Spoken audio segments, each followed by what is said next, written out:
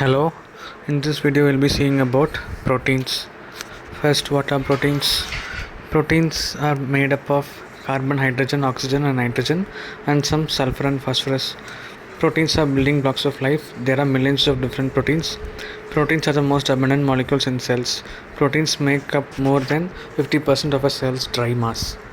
What do proteins do? Proteins perform a wide range of biological functions. As enzymes, they catalyze reactions. Carrier proteins transport molecules across membranes. Antibodies defend against disease. Structural proteins support cells and tissues. Hormones transmit information.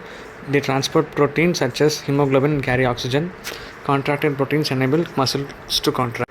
How do proteins do all this? Proteins can carry out all these different functions because each different protein has a specific molecular shape which enables the protein to do its job. It is structure of a protein that allows it to carry out its function. What is an amino acid? All amino acids have the same general structure: a carboxyl group, an amino group attached to a carbon atom, a variable group called R.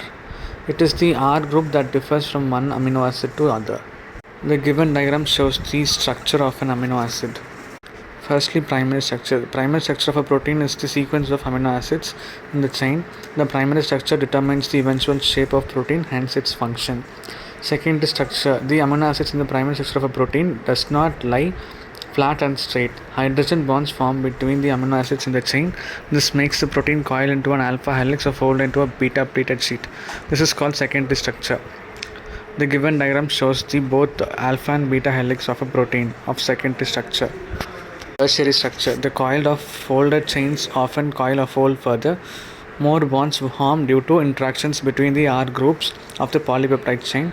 This is called the tertiary structure. For proteins formed from a single polypeptide chain, this is the final 3D structure of the protein. Quaternary structure. Some proteins are made up of several polypeptide chains held together by bonds. The quaternary structure is how these chains are put together. The best known example is hemoglobin, which is made of 4 polypeptide chains bonded together. For proteins such as hemoglobin, the quaternary structure determines the final 3D structure.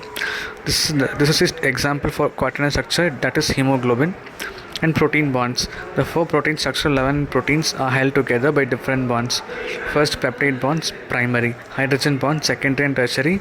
Ionic bonds in tertiary. Disulfide bonds in tertiary. Hydrophobic and hydrophilic interactions in tertiary. Quaternary structure depends on the tertiary structure of the individual polypeptide, and so it's influenced by all bond types. Types of protein. There are 2 different types of protein and they are different shapes. The shape of a protein molecule is related to its function. Globular protein. These are round, compact and easily soluble, so they can be transported in fluids. Examples are hemoglobin and enzymes. Fibrous proteins. These are tough and rope shaped.